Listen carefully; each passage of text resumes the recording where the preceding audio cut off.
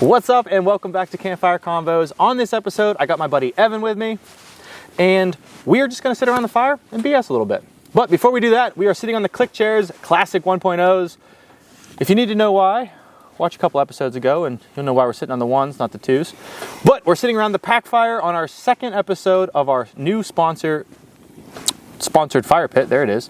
And we're going to be drinking some Andy Shandy as always, and finishing off with a little bit of the Campfire Convo decanter whiskey. Sound good? Sounds great. Awesome. We're going to get into that, and that's all I got. How the hell are you? Doing pretty good. Thanks for having me. Absolutely. Thanks for coming. I appreciate it. Been a minute. Yeah, I think you might be, aside from family, I think you might be my closest in proximity guest. Yeah, I was surprised. I thought that it was a lot further away, but you know, you're only about 20 minutes from me, so nice, easy drive. It's beautiful out here. Good. Yeah, dude. I every time I get here, I fall a little more in love. It's really crazy. Yeah. But before we get too far into this, I'm gonna ask you a couple questions, but I would like to see your reaction on this beer. Sure. So this is our Andy Shandy, our beer sponsor. Cheers. Yes, sir.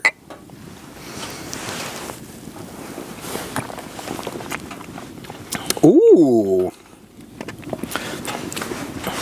Well, I'll go back in just to make sure. Oh, that's lovely. Isn't it? That is lovely. I feel like everyone thinks I'm bullshitting because I gas this shit up so much.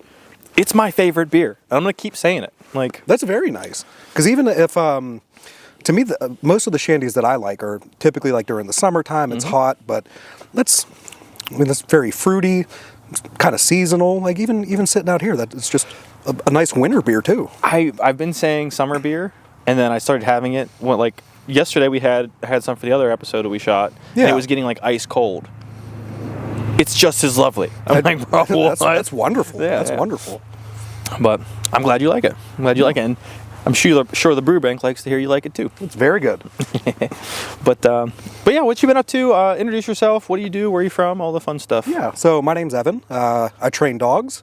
Kind of had an interesting career path over my years, but that's where I'm at now. Nice. So I'm pretty local to here, Western Pennsylvania. Lived in the South for a long time, but I like it up here. Nice.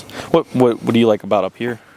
Well, the seasons. I like that I'm really close to my family. My family lives literally right next door, so that's a really meaningful thing to me to be able to go up there, Sunday evenings, cook dinner for them, hang out with them, all those things. That's awesome. What part of the South do you live in? So I lived in North Carolina and Mississippi for about 15 years. Oh, damn. I didn't know that. That's cool. Yeah. I feel like I knew North Carolina, but I don't know if I knew Mississippi. Yeah, I was in Mississippi for about a year, so most of the time was in North Carolina. Okay, cool. That's really cool. I've passed through both.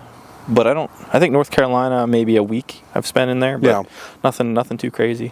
I love the area though. I mean, everywhere I've been, I feel like anywhere, depends on where you're at, but I mean, my experience with the state has been pretty solid. Yeah, beautiful area down there. I lived on the Gulf Coast of Mississippi, so like right on the water, so it's beautiful, nice. Absolutely beautiful. That's awesome. Yeah, I don't know, man. I've been telling everyone I'm a mountain dude now. But I kind of miss the ocean. I haven't seen the ocean in feels like forever. I mean, realistically, it's probably only been like 2 years, but yeah, it feels like an eternity. There's just something about sitting there on the beach watching the waves.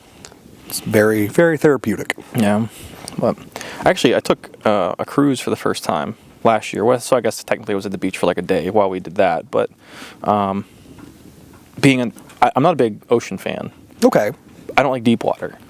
Really? Yeah, it freaks me out. Okay. Like, I don't know what's down there. You don't know what's down there. You can try to convince me you know what is, but I ain't buying it.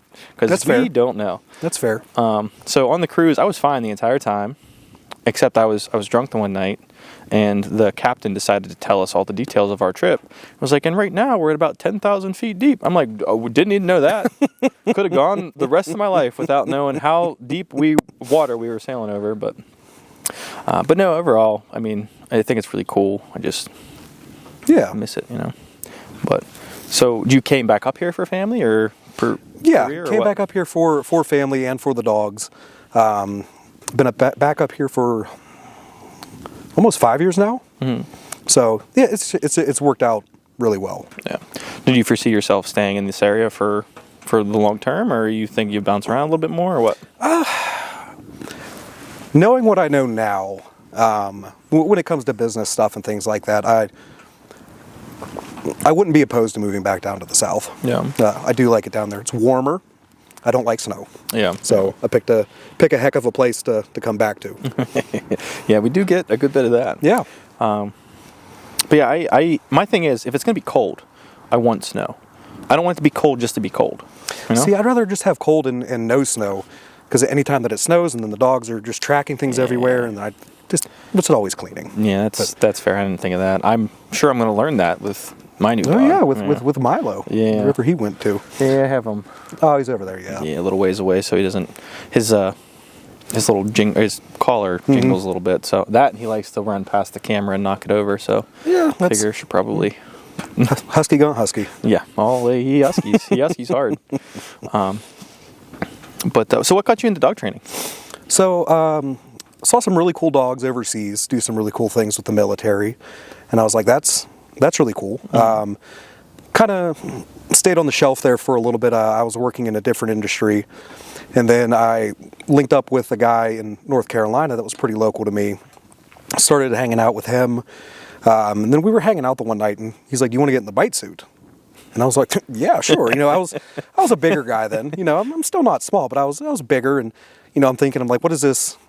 At the time, probably like a little 40-pound Malinois. I was like, what's she going to do? And sure enough, you see the old cartoons where the guy just goes up and then just falls down flat on his butt. That was me. She hit like a, Suro's her name, hit like a rocket. Damn. So yeah, after that, I was just hooked. That's really cool. I've never wanted to be in a dog or a bite suit until you said that. I feel like that'd be a cool experience. You have to come over. I got one. I regret saying that immediately. No, I feel like I have to now. Shit. Yeah. But yeah, so what kind of dog training do you prefer? Do you prefer general stuff? Do you prefer more specific, more advanced? What's your... So that's a great question, and people ask me that all the time. I love the protection side of things, with the bite work and all of that. I don't do that as part of my business. That's just something that I enjoy. Yeah. And, much like anything else, once something becomes about, hey, now my livelihood revolves around this, it's like, a mechanic never wants to work on his own car. Yeah. So kind of similar with that. I prefer both. One I really I enjoy both of them. One puts food on my table, which I really appreciate. And the other one's just very much a passion sport. Yeah. So for the passion sport, do you don't do that for your business side, but do you just do it for your own dogs? You do it like every once in a while for like other people? Or? So I'll do it for other people. I don't have any dogs right now that I would do that with. Mm-hmm. But I have a guy that's pretty local to me. They have a little club, so I like to go out there. I try to get out there once a month just to help out, because it's him and his girlfriend, and they're both fantastic at what they do. But it's also nice to have some help and not be the one getting chewed up that day. So yeah. Try to go out and help them out. Nice. What part of dog training do you like the most?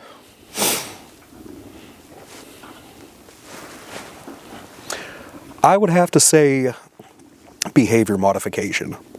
So a lot of the dogs that I get in, granted, the majority of them are nowadays, hey, I want to teach my dog sit down, come place heel. I want to, do off leash stuff with them. Mm-hmm. It's slowly starting to kind of shift back to about 80-20, 80% just that stuff. The past couple years or post-COVID, it was pretty much the opposite. Most of the dogs that I got in had severe separation anxiety, fear aggression. I don't want to say aggression, but dogs that would bite you out of some kind of insecurity. Yeah. That's what I really enjoy. Mm-hmm. So right now I have a Catahoula leopard dog in. It's a hunting dog from Louisiana. Super sweet, but for the first week she was just trying to eat me. Yeah. And I'm like, okay, honey, well that's not going to get you what you want. So it's really cool, and I will say after doing this for so long, that's something that has never gotten old, because there's a day and there's a time where, you bring her out and you're giving her space, letting her be confident, brave, explore on her own. And then you see like a little tail wag.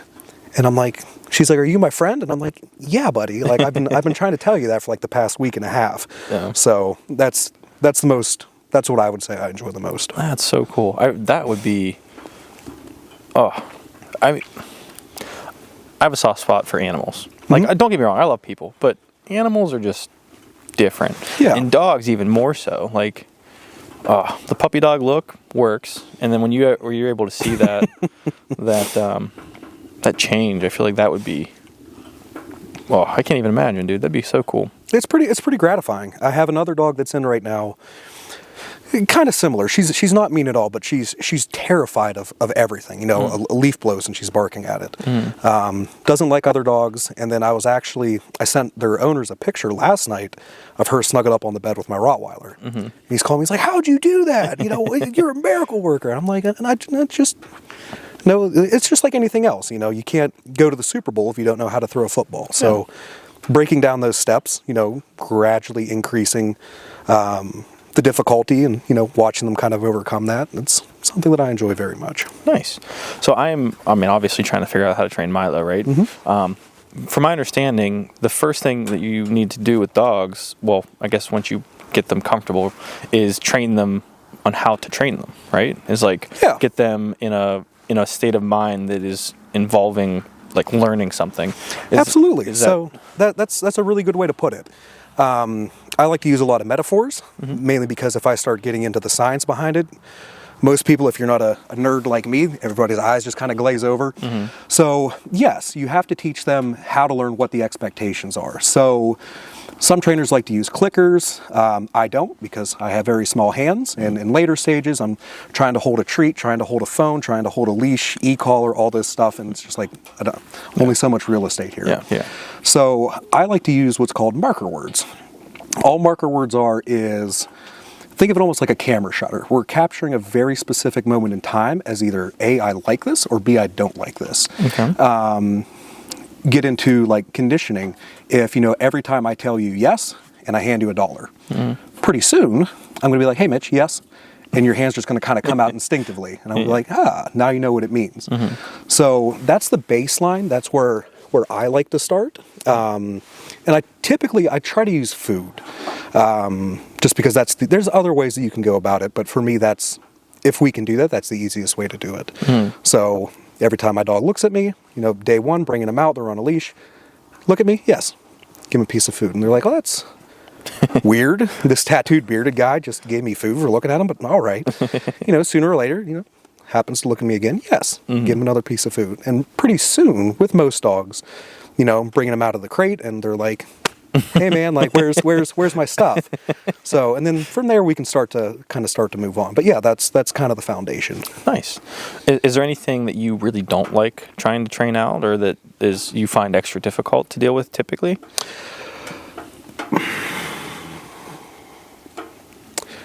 Messy dogs. So, or a dirty dog. A dirty dog is a dog that most dogs don't like to go to the bathroom inside their crate. They don't like to, you know, go to the bathroom where they eat. A dirty dog doesn't care. So they're just like, "Hey, I know I was just outside, but guess what? You're gonna have to clean something up. I got a little surprise for you." That's probably my least favorite, just because I just want to throw up all the time, because, you know, I see that and I'm like, "Whoop." But that's probably my least favorite. But I mean, you can still work through it. It's no trouble. Yeah. Quick story time. So my brother got a dog the same week that I got Milo. Okay. But he got like a puppy. Oh. His name's Tucker. I want to say Australian Shepherd. Okay. Australian Shepherd. Super good dog. It seemed very skittish at first, but since it's been, I mean, you're going to a new place, I assume you'd be a little skittish. But yeah. Very, very good puppy so far. Well, they left it in the cage when they went to work for the first time. Okay. And so they leave on separate schedules. My brother was home first that day. Normally they're kind of like back and forth on who gets home first. Okay. And they came home and it was a dirty dog. Yeah. Had a little accident in its crate and just decided to make sure the rest of the crate was covered. Oh, Picasso. Yeah. So my brother had to deal with that and was not happy about it. Yes. But yeah, he's like, "Dude, I'm trying to wash him off. I'm gagging the whole time." He just took the whole crate in the shower. I guess was trying to make it work that way. I don't know all the details, but yeah, he was not happy about it. Knock on wood, I have not had to do that. So Yeah. But it's probably because he never stays in his crate. He's an escape artist. I'll have to get you some good crates if you want one. Yeah, I thought I had one. It was like a $400 crate originally. And brand? That's a good question. I'll have to look. Okay. It's way too big for him, which I think might have been part of the problem. Maybe he had too much. I don't know. But there's clips, like heavy duty clips running the whole thing, like every 8 inches. Interesting. And I'm like, oh, that'll be plenty. There's bolts that come with it. But I was like, oh, I'm in there like pushing it and like all that stuff. And I'm like, oh, he's not gonna. Yeah. He's not big enough. It's for a much bigger dog. He's not strong enough to do that. It'll be easier if I can just take this off. I should have put the bolts in. Yeah. Yeah. He popped the clips off and climbed out through the middle of it. That'll do it. Yeah. So. Primarily, I use Rufflin kennels. I'm not sponsored. Rufflin, if you do want to sponsor me, that would be great. But that's typically what I use. They're crash tested. They're one-piece plastic. You can get them in a variety of like different door configurations. So like if you want to put one in your car, you can have it with a side door. Oh, cool. Really easy to clean, and I've never had a dog escape one of those. Wow. Yeah, I'm gonna have to check what mine is and trade in because it got out. Yeah. But what other gear do you recommend? Is there like certain basic things that you tell people to get like every time? So with the dogs that I work with the programs, it typically comes with everything. So it's going to come with your place cot. It's going to come with your training collar, which primarily I like either slip leads, like what Milo has on, or prong collars. I really like Hermsprenger. Made in Germany, super high quality, but it depends on the dog, whether or not, the slip lead or the prong is what we're going to use. I really like e-collar technologies for the e-collars. Again, I'm not sponsored. E-collar technologies, if you want to sponsor me, that would be cool. We will have all of his information in the description, so reach out directly through there. No, but really good units. They're a little pricey, but really high quality stuff. Just it's with anything else, buy once, cry once. Yeah. I'm a big fan of high quality stuff and having different layers. I don't want to say security, but different levels of reliability. Yeah. I don't want to have to be concerned if, I'm walking downtown with my dog and am I concerned that my leash is going to break or something like that. So, just like anything, get good quality stuff and it'll take care of you. Nice.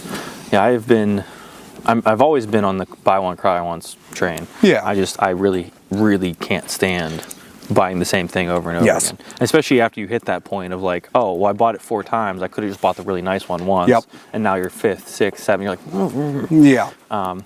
So yeah, I'm definitely on that train. But yeah, I'm still learning all this stuff, obviously, right? Yeah, this is your first dog, isn't it? Yeah. So I grew up with dogs, but I grew up with little dogs, and they were my parents' dogs. Yeah. So they weren't my responsibility. I didn't have to feed them. I didn't have to take them to the vet. I didn't have to train them. Yeah. They're not trained, by the way, Mom and Dad. Terribly trained dogs, but they're little dogs. Only you knew somebody. Yeah, I know, right? Yeah. This is bullshit. Well, the one's about to have puppies, so. Oh, okay. She's a Maltese Yorkie. Yep. She's a mix of 2 small dogs. Okay. She's white. Adorable, and they have adorable puppies, but yeah, they're not trained very well. Yeah. So that's my biggest pet peeve is poorly trained dogs. Like I do a lot of camping, especially at a campsite. Poorly trained. Like if I have to watch your dog, like if I can't set my food down and like fuck off for a minute, and I come back and your dog ate my whole plate, I have a problem, right? Yeah. Even dogs like sitting here, like if I'm eating my food and you're constantly staring at me, like fuck off. Like I don't want you begging for food. I will give you your food, but if you keep asking me for mine, it's gonna make it worse, right? Yeah. Like you're not getting it. Absolutely. So trying to figure out how to train him in a way when I haven't had any experience has been a challenge in itself. Yeah, and that's okay. And so something that I do is I send video updates every day to my clients so they can see their dog while they're in training, see kind of what the progression looks like. And also their dogs are with me for 3 to 6 weeks depending. Typically, they get to see their dog every day.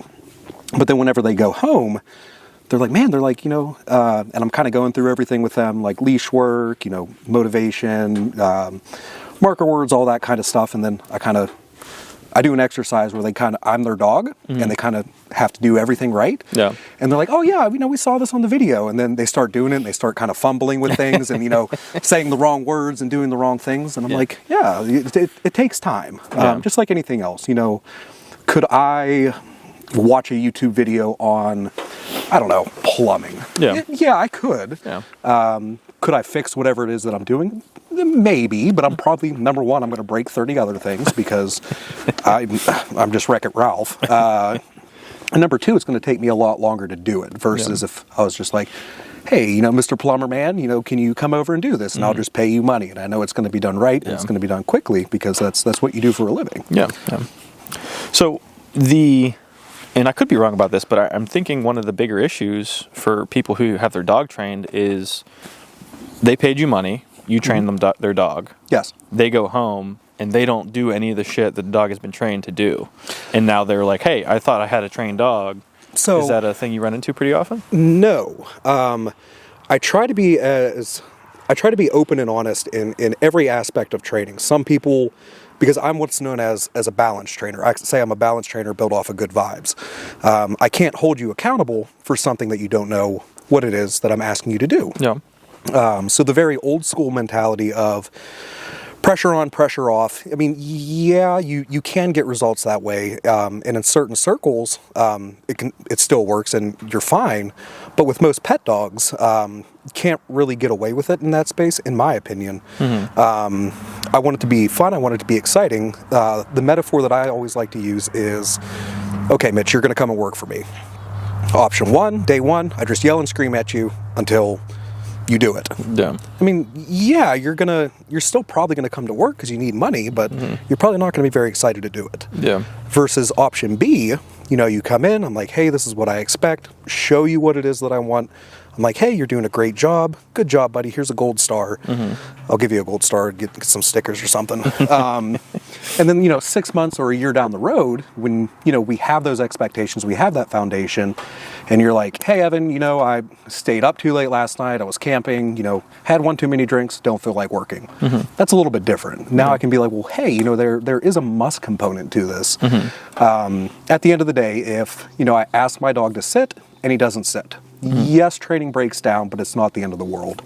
If we're out in the field and my dog fails to come back to me when I recall them, that's an entirely different situation. There could be an animal or, a situation where my dog could get hurt, a road, something like that. So there is a must component in later stages. But kind of back to your point with owners, that's something that I explicitly state. Or either if I'm doing a phone consultation or an in-person evaluation, it's like, hey, it's like hiring a personal trainer. Yes, that hour that you're at the gym, you're doing everything right. But the other 23 hours, if you're not eating right or following up or maintaining that, you're just wasting your money. So thankfully, I'm in a position now where I can kind of pick and choose who I want to work with. And I think we were kind of talking about this off camera a little bit. So much in the same way that when people call me, they're interviewing me, I'm also interviewing them.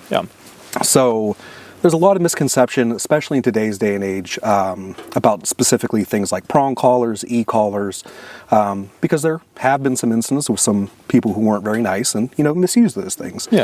So if somebody calls and, they say, hey, what kind of training do you do? And I pretty much tell them the same thing that, I just told you. And they go, well, I'm not really comfortable with this or this. That's fair. That's a very valid concern. So what I try to do is, hey, maybe we can get together. I can show you what this equipment looks like. The e-collars that we use, there's no electrical shock. It's almost like a micro TENS unit. So we're stimulating muscle between those two contact points. It's just kind of like a, hey, ding dong, I need you to stop looking at whatever you're looking at and look back at me. If they're like, okay, yeah, they're not opposed to it, then of course, I'll try to educate them and show them that, we're being as effective and as humane as we possibly can. But if somebody just flat out tells me like, hey, I'm not going to use a slip lead, I'm not going to use an e-collar, I'm not going to crate my dog, that's great. It's just, maybe you should go somewhere else. Yeah. It's really nice when you get to that point as a business owner too, is you're like, oh, good luck. It's been a long time coming, but I was at the point probably about a year ago, and this is something that we kind of talked about off camera too. I was just going back to back to back to back to back to back, no breaks, and you see all the motivational videos on social media, and they're like, I'll sleep when I'm dead. Yeah. But there's a detriment to that as well. I remember there was a point I woke up at like 3 a.m. and checked my Apple Watch, and I have like 160 beats per minute, and I'm like, this ain't it. This ain't it, homie. Yeah. So I've taken a much more balanced approach now. The way that I schedule everything now, typically, barring any either a dog that's maybe a little slower to learn or some extenuating circumstance, I typically have like 3 days to a week off. So that's been really nice to just kind of reset, take some time to myself, been working out and eating right and doing all those things. So prioritizing my health has been wonderful. So I'm very happy with where I'm at right now. That's awesome, dude. Good for you. I want to dive into that a little bit, but before we do, I don't know about you, I'm getting a little chilly, so I'm going to throw some more wood on this. Hey, by all means. All right. So this wood is brought to you by Steve. Thank you, Steve. I appreciate you. Be like Steve. Check the link down below and buy us a log. Keep the fire going and keep us a little warmer because it's chilly out here. So we're gonna throw these on. Excellent. Ooh, that is hot. I like this little rig. Thanks. Me too. My second time using it, and so far so good. Yeah. Again, thank you, Steve. But yeah, it's neat because it folds into a backpack. So Yeah, like that's this what you were folds saying. flat, that folds flat, and then it all just slides right into like a pretty heavy duty backpack. It's like 35 pounds, I think, with the whole thing. Oh, that's not bad. But the one I had before was heavier than that. Yeah. And I couldn't pack it up anywhere. I had to always have like a cargo carrier on the back of my Jeep because I couldn't put it inside ever. Yeah. So I'm excited to take this traveling and see how it works and take it to some cool places. Yeah, that's really cool. But anyways, so back to your balance, right? What would you say is the best advice you can give to a new dog owner on keeping balance of the old life versus new life, and then how to balance, just life in general when you add a completely other living being to your life? Yeah, that's a great question. My biggest piece of advice would be do your research. So, for instance, and it's kind of interesting how over the years how different dogs have kind of become popularized. I mean, I remember when I was a kid, Dalmatians were all the rage because of 101 Dalmatians, and most recently it's been the Belgian Malinois, which is one of my favorite breeds. Okay. A lot of people see them in movies and they're like, oh my gosh, like I want one of these things. So anytime that I have somebody that asks me about that, there's a lot of people that are, I don't want to say gatekeeping, but they're like, no, you don't need that dog. I'm like, you might. Yeah, so like, what's your lifestyle? So for instance, with that breed, if your idea of, relaxing or what you'd like to do in your off time is, sit on the couch and eat a bag of Doritos, nothing wrong with that. Hey, I'm a fat kid, so sometimes I like to do that. Yeah. But that might not be the dog for you. Yeah. Or if you're looking for, a dog for, an active hiking companion or something like that, maybe a basset hound isn't going to be the one for you. So just kind of managing or realizing like, hey, this is what my lifestyle looks like. If I live in, a small 1-bedroom apartment, again, maybe the Belgian Malinois isn't for you. Maybe a Maltese or a Yorkie might be the choice for you. Yeah. And that was my favorite dog. Her name was Killer. She passed away a few years ago, but just a tiny little sass ball. And then just having consistency. So, much like our kids, if there's 2 people in the house, maybe there's a mom and a dad, and, the dad's doing everything and, being very consistent and very, I don't want to say rigid, consistent's the right word, in training.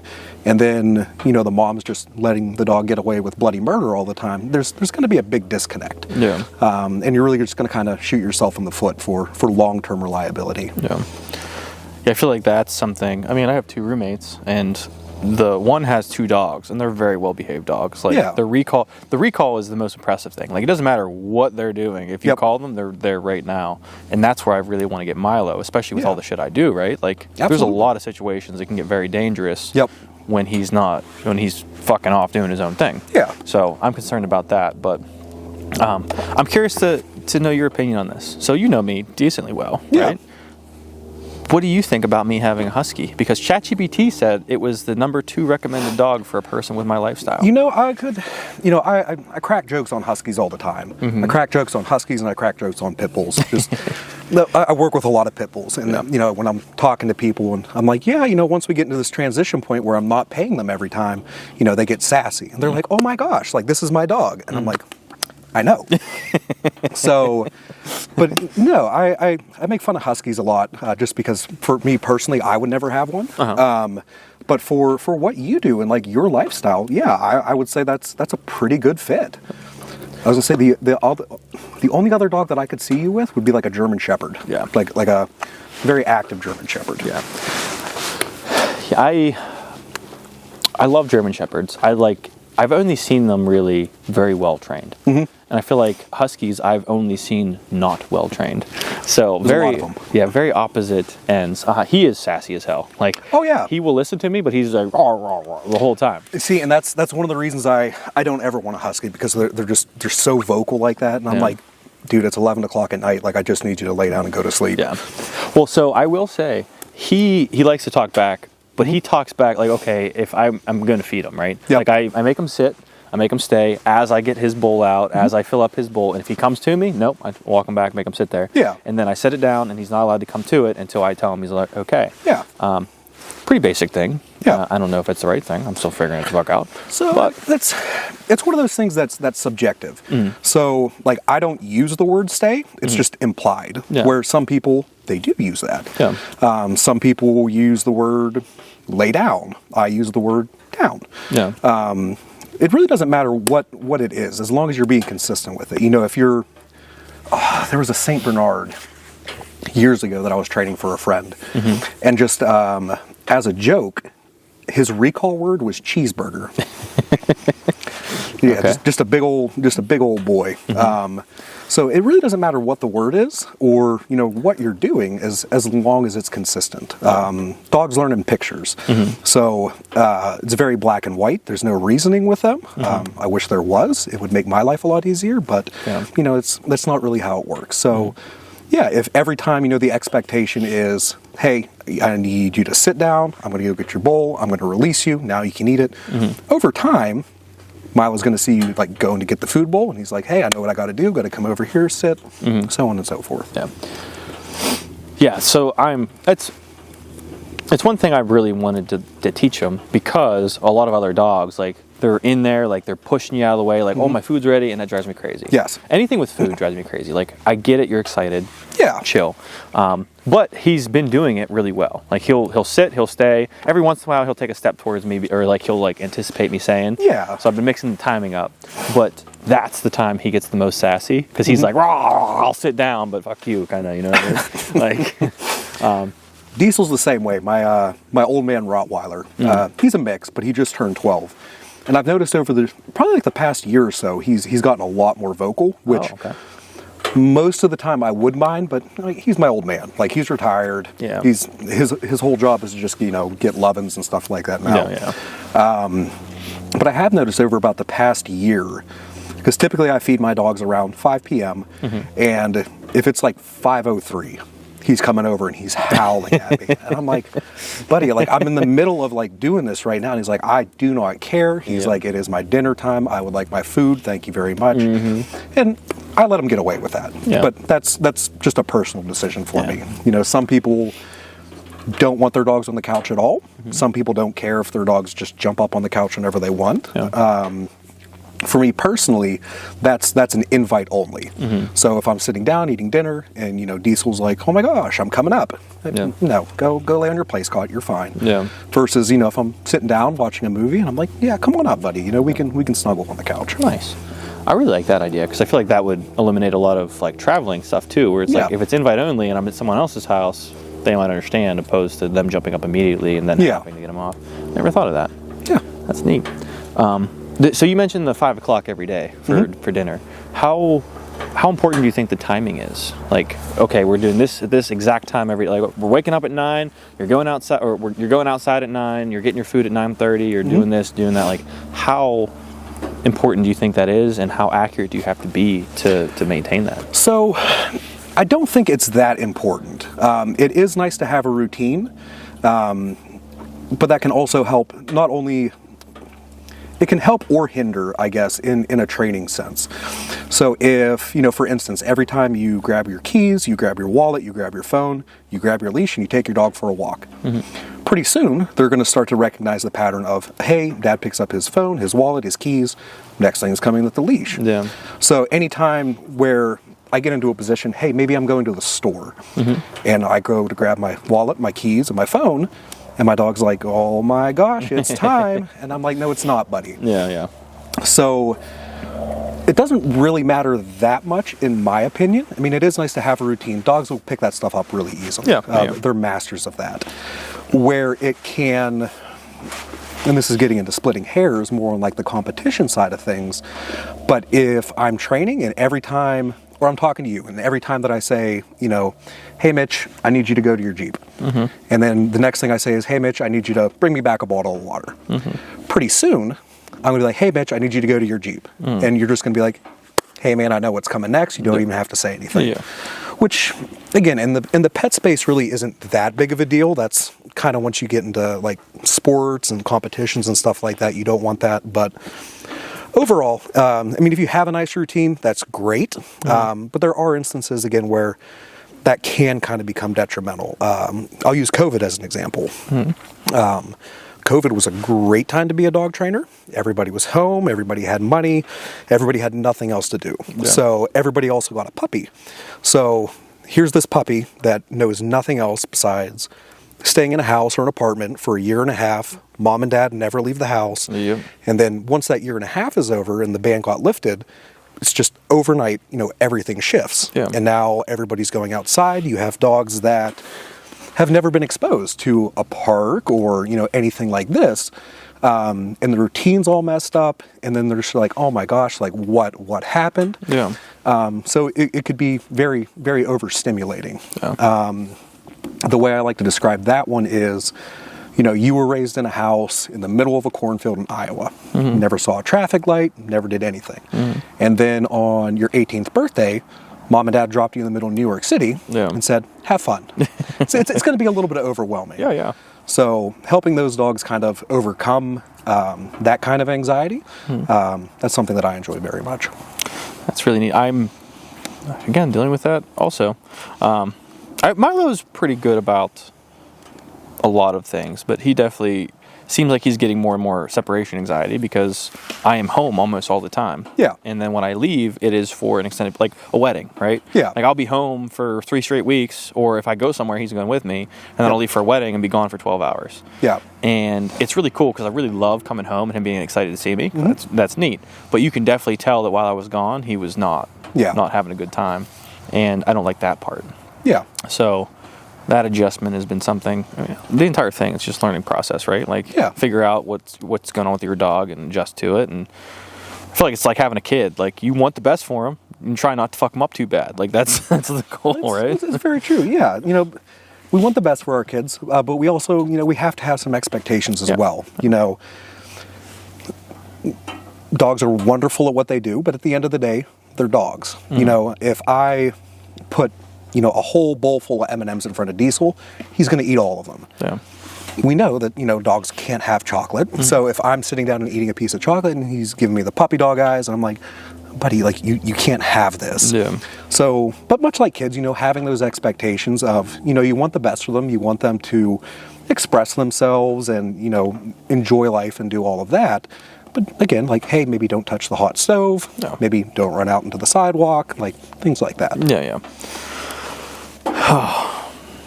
I feel like I want to be a dad eventually, right? Yeah. I've been mentally not preparing necessarily, but like I think through that situation a lot more than I have with a dog, because with the dog, I wasn't really ready to get a dog. Yeah. Like, or not necessarily ready, but like I wasn't planning on getting a dog. So it's not like I was researching nonstop and like figuring all the stuff out. Like, so all of a sudden I have a dog and I'm like, oh shit, this is scary.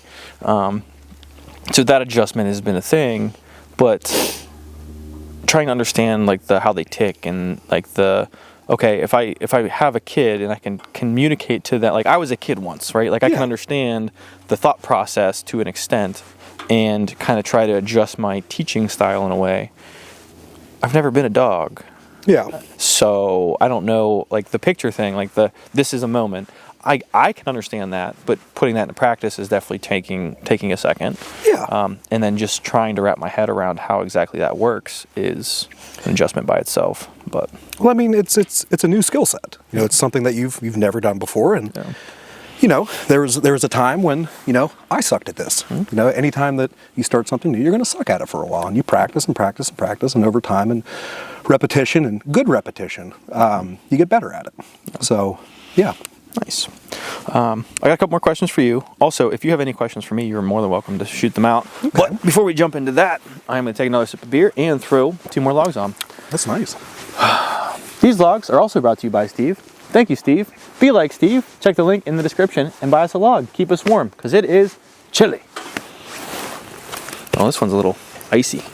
That's okay. Throw it in there. We'll be all right. Yeah, I think she'll get there. Yeah. I'll put this one in there too. Hopefully we get this thing cooking, because I don't know about you, I am chilly. Yeah, it's getting a little cold. Yeah, so the sun's out over there where we can see, but not right here where we feel. Yeah. And it's not as enjoyable. That's okay. Yeah, we'll be all right. We'll get warm. Yeah. I mean, we get a whiskey shot at the end. That'll warm us up too. Oh, yeah. Yeah, science. Yeah. PEMDAS or something, I think. Something like that. Well, you're probably tired of talking about dog training now, so we can switch it up a little bit. Whatever you want to talk about. What's another passion you have? Anything else that you like really gets you going? Actually, yeah. Over the past year, I've been doing a lot of Bible reading and Bible studying. Oh, wow. Okay. So that's kind of getting it back into, like, you know, having that balance, having that spirituality. That's been something that I've really enjoyed doing. I also love cooking. Okay. You've had some of my meals. I have. The running joke is I'm going to make an excellent housewife someday. So my thing, whatever I want to learn, there's probably some medical diagnosis behind it, but but I'm like, okay, you know, how do I make my grass a little bit greener? And then, you know, it's 18 hours later, I'm down a YouTube rabbit hole, and I'm buying battery-powered back sprayers and zero-turn lawnmowers and stuff. But it was very much like that with cooking as well. Got really big into barbecue when I lived in North Carolina. Love Carolina barbecue, and just like anything else, you know, there's different cultures, there's different styles about it, so that's something I've always really appreciated. Because even in North Carolina, you have Western North Carolina, which is more like a tomato base or like a sweet sauce. Eastern North Carolina, which is my favorite, is like vinegar pepper. Okay. South Carolina, you start getting into like the yellow sauce or the mustard-based sauce. Texas is just salt and pepper and smoke. We love that. Yep. So yeah, I really enjoy barbecue, and I've really gotten into cooking, and it's one of my favorite things to do. Have people over, share a meal, and make something that, you know, they'll remember, hopefully. Yeah, that is awesome, dude. I can attest his food is amazing. So yeah, I would like some of it at some point in the near future. That would be great. But no, yeah, what was that just kind of like a random, like, hey, I want to learn how to cook kind of thing, or? Yeah. So, again, YouTube. Big. Got a master's degree at YouTube University. Yep. So when I was living in North Carolina, I stumbled across this cooking show. It was Sam the Cooking Guy. I think he's still on YouTube, but he would make a video like Monday, Wednesday, and Friday. And I was like, well, that's kind of cool. And I lived, you know, maybe a minute from the local grocery store. And I was like, it might have been like a California burrito or just something delicious. And I was like, I'm going to make that tonight. So I went to the store, and then that just kind of became a habit. You know, every Monday, Wednesday, and Friday, go home, see what Sam the Cooking Guy made, run to the grocery store, get all the ingredients, make it. Nice. And I have a lot of friends that are in that industry, that are professional chefs, you know, even up to the Michelin level. And it's one of those things, you know, seeing that dedication to the craft, that I'm like, this is awesome. Yeah. And I think there's something very special about that, because it's not like any other industry. Like, yes, I so for me personally, you know, I provide a service, train your dog, and have you guys, you know, live the best life that you can. Yeah, and yeah. There's a lot of meaning in that. You know, a mechanic, you know, fixes your car, make sure you and your family are going down the road reliably and safely. You know, that's also very important. Yeah. But to me, you know, food is the only thing you're literally keeping that person alive. You're sustaining that life. Yeah. So I found just great meaning in that. So that's one of my biggest joys is having somebody over, taking the time to make them a nice meal. Hopefully they enjoy it. That's the goal. Yeah. But yeah, I really love that. That's so cool, dude. I'm gonna have to look up Sam the Cooking Guy. Sounds like a pretty cool channel. Is he still doing like consistent videos, you know? Yeah, so I like him a lot. There's another channel that just popped up not too long ago, Fallow. That's like two English guys, they own a restaurant, and they're teaching you how to make like all the mother sauce and the béarnaise, and I was watching that last night, and I was like, oh, I know what I'm doing this weekend. What's like one thing that you haven't cooked yet that you really want to get your hands on and cook? I want to do a pastrami. I've smoked a lot of brisket. I've never done a pastrami. Okay. And I want to cook a gator. Oh, okay. Like a whole gator, I assume, right? Yeah. Yeah. Put the whole thing on the smoker. Yeah. That'd be neat. It'd be neat. You can get them. You can get them shipped from Louisiana. I was looking at them one night, but it's incredibly expensive to do that. But How much are we talking? I think the one I was looking at was like $300. Damn. Yeah. All right, so how about this? How many likes we got to get on the video for you to do one? Ooh. We'll do a little clip right here. How many likes for you to cook a gator for us? Say 100 likes. 100 likes. 100 likes. He's cooking a gator. I need you to get me well over 100 so he has no excuse. Challenge accepted. Perfect. No, I've seen the videos of like the gator being like placed on the smoker, and that seems really cool. I've eaten a lot of gator. I really like fried gator tail with like a remoulade sauce. But yeah, I've never smoked a whole one or anything like that, and I'm like, that would be cool to try. Nice. That'd be really neat. Now, do you have like the recipe in mind already? Like, you know what you're going to do, or do you think you go and research a little bit more? So I've never cooked a gator. I'm told that it cooks almost like somewhere between like a chicken and a fish. So with any lean meat, because from my understanding, I could be wrong, if there's any professional gator cookers, I've never done it. But from my understanding, it's a very lean meat. So like your turkey, your chicken breast, a brine would be really beneficial. Yeah.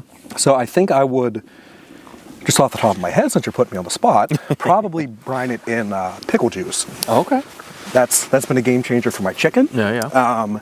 And then probably do some kind of Cajun seasoning, I'm thinking. Like either like a Slap Your Mama or a, what's that stale cracker dude? Stale cracker dude. Oh, he's like, that's money, dude. Danos.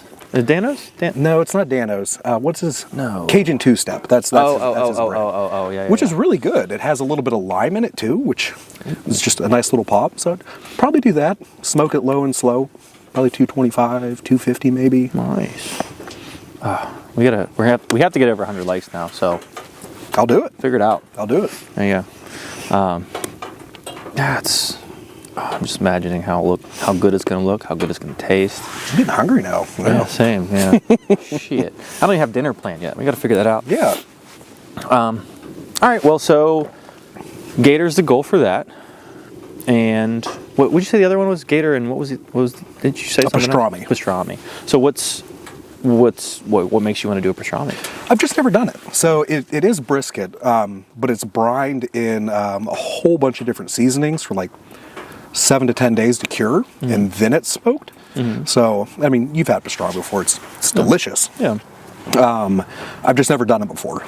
I think a couple years ago, I wanted to try a beef Wellington, because and to this day, that's probably the most technical dish that I've ever made, because everything has to be perfect, or else it comes out like garbage.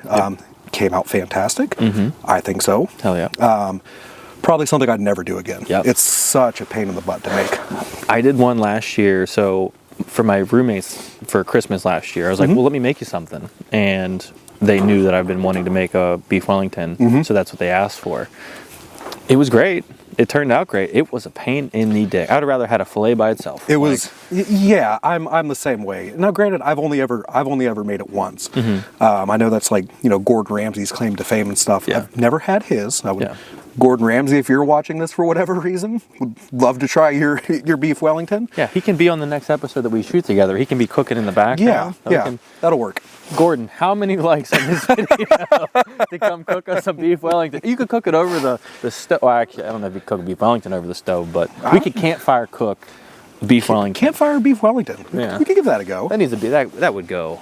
A lot of people would like to watch that, I think. That'd be an interesting challenge. We'd fuck it up for sure, but it'd be cool to do. Yeah. I don't know how you'd get like the crisp of the the golden brown. I don't know. You have to think about it. A lot of very precise turning. I think. Maybe. Yeah. But yeah, no, I made a full size one so that we could all have a piece, right? And then I made mini ones the next day because I had some other stuff left over, and I just was like, oh, I'll see how that goes. I like the mini ones significantly more. Okay. It was a better ratio. I don't know. I don't know. It's like a burger. You get a burger that's like way too thick. I don't like that. Yeah. Maybe that's the other thing. Maybe I portioned it incorrectly when I did cut it because, I mean, I gave us like good slices, but I feel like that's what they were. I don't know. Yeah. I don't know. But agree with you. Pain in the ass. Tasted really good. Oh yeah. A lot of work.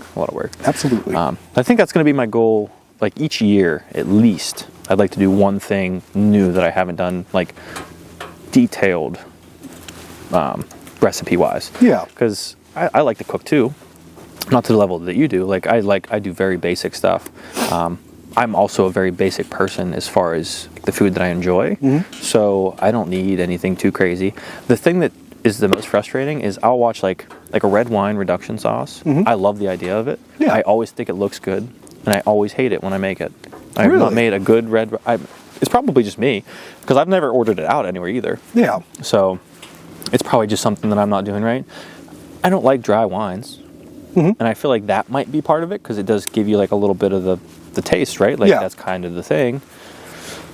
So yeah, figuring that out. I don't know. Yeah. We'll get there eventually though. Well, I mean, everybody likes different things. Yeah. So, if you're not a wine person, you're probably not going to like a red wine reduction. Yeah. That makes sense. That does make sense. Yeah. All right. So, actually, super quick time check. 52 minutes. Cool. All right. Well, we're running right about the time we want to be at. Yeah. So I want to touch on one more subject. And again, if you have any questions related, you're more than welcome to ask. Awesome.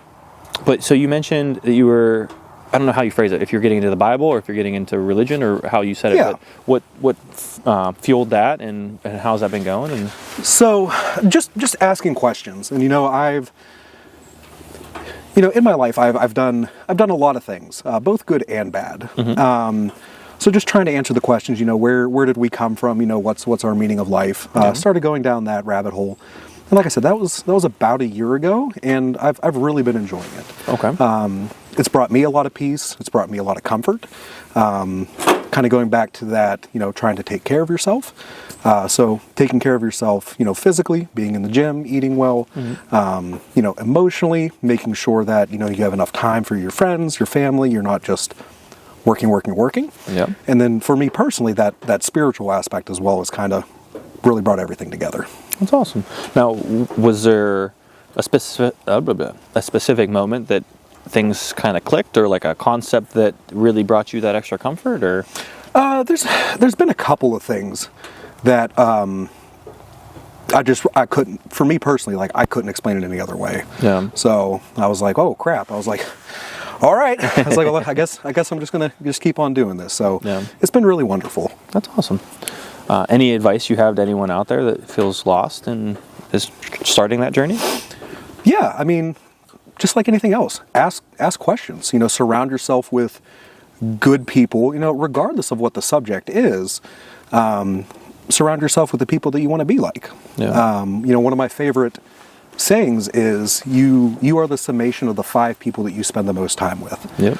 So if you want to be, if you want to be successful spiritually, there's probably people you're probably not going to hang around with that don't help you reach that goal. Yeah. If you want to be, a successful business person, you're probably not going to hang out with somebody that's, I don't know, living in their mom's basement. Like, just things like that. Yeah.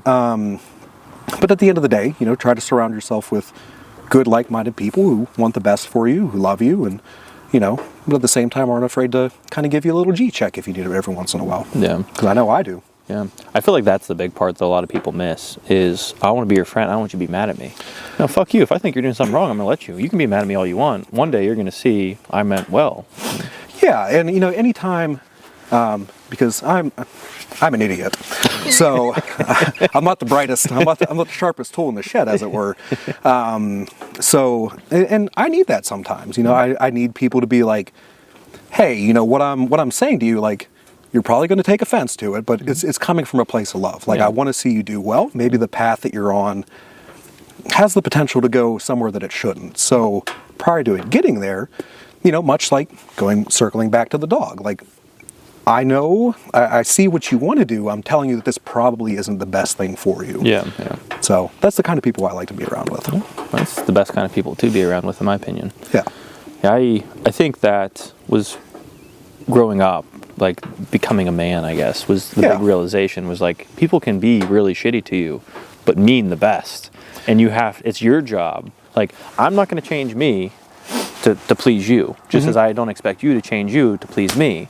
Yeah. Having that mutual understanding, that mutual respect to be like, oh no, yeah, he probably just meant well. I mean, sometimes you'll give that benefit of the doubt and won't get it, but yeah. Life is a lot easier when you look at it that way too. Yeah, and that's one of the things, kind of going back to the scriptures, like, there's scriptural basis for, being slow to offense, being slow to be offended. So, and that's helped me a lot because, traditionally you may not believe this, I was kind of a hothead. So, military and all that, yeah, angry. But over the years, getting older, getting more mature, kind of take into consideration, if we're sitting around the campfire and you say something not nice to me, okay, well, take into consideration, you had a bad day, your Jeep broke down, or, something happened. So, kind of, that's... Sorry, knocking on wood. Well, I mean, it is a Jeep, so we don't have to get into cars. Oh, we're going there. We don't have to get into cars. Okay. But kind of taking that into consideration, and seeing, can I just let that go? And if it's something that I can, then hey, cool, don't worry about it, never have to bring it up again. Yeah. Or if it's something that, maybe genuinely did hurt me, or, maybe I can't let it go, give it a little bit of time, and then be like, hey, Mitch, that thing you did, said, whatever, like, it was kind of crappy, can we kind of talk about that and then move on past it? Yeah. I think the big part, you said it without actually saying this specific part, but the when time is past part, I think that's another part that makes it a lot more, because in the moment, if I'm pissed off, you're pissed off, we're doing this. Yeah, right? we're not going to achieve anything. Just telling each other how you're feeling. I feel like just saying that phrase, there's going to be a lot of people out there like, oh, I don't feel things. Nope, you do. You do. You do. That the old adage of, just bury it down and, never talk about it again. That's not how this works. It's not how any of this works. And thankfully, it's becoming much more well known that it's that way. Yes, very, very much so. Yeah. But well, okay. Super last question. A couple questions all bundled into one. Sure. So, what is your most simplified advice to someone who's just getting a dog? What is one recipe that you think everyone should try to learn how to cook? And what is one verse you want to leave everyone with? Or it doesn't have to be a verse, but one lesson that you've learned that, like religion-wise, that you'd like to leave everyone with. So the first one, best advice I could give for somebody just getting a dog, find a good trainer. No, seriously. We know someone. Find a good trainer. Make sure that, their training philosophy lines up with what your goals are. Ask them what their training philosophies are, because there's many different ways to get to the same objective. Yeah. But you want to make sure that kind of coincides with your goals. Ask what their credentials are, what's their background, what's their experience. Because with dog training, it's one of the few areas or the few industries where there's really no barrier to entry. You could wake up tomorrow morning and be like, I'm a dog trainer, make a website, do all that. Yeah. But there are a lot of good dog trainers in this area. There's a lot of good trainers, everywhere. have friends all over. I have one in North Carolina that's a great trainer, one in Pittsburgh that's a great trainer, just all over the place. So that would be my advice for that. That's awesome. All right, one recipe everyone should learn how to cook. Everyone should learn how to cook.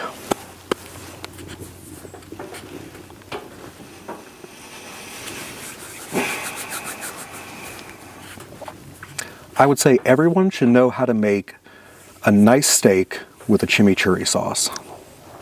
That's probably my go-to. Okay. I have the steak down. I don't have the chimichurri down yet. It's a game changer. Really? Oh, the acidity and the freshness just kind of cuts through that fattiness and richness. We really need to stop talking about food. I know. I'm like, whew. I'm like, can we go get something to eat now? Yeah, for real. Yeah. All right, and then one thing that you've come across, whether it's like a verse or just a simplified lesson that you want to leave everyone with. So my favorite verse is Psalm 56:3, and it says, "When I'm afraid, I put my trust in you." So much like, you could plan that, hey, I'm going to go camping. I'm going to bring all this, and it's going to go exactly this way. Mm-hmm. You know as well as I do that never happens. There's always something that changes. There's always something that kind of throws a stick in the bicycle wheel, if you will. Mm-hmm. So for me, recognizing that, hey, I'm afraid, but my God's going to take care of me. That's been incredible for me. That's so cool, dude. Well, Evan, I really appreciate you being here. You do have to finish your beer. I did refill it. I don't know if you that's noticed okay. that or not. But, yeah, I can hang out here for a while. You're going to have to finish it right now so we can do our shot because we're rolling out. Oh, twist my arm. Yeah. Well, thanks for having me, Mitch. Yeah, thanks for being here.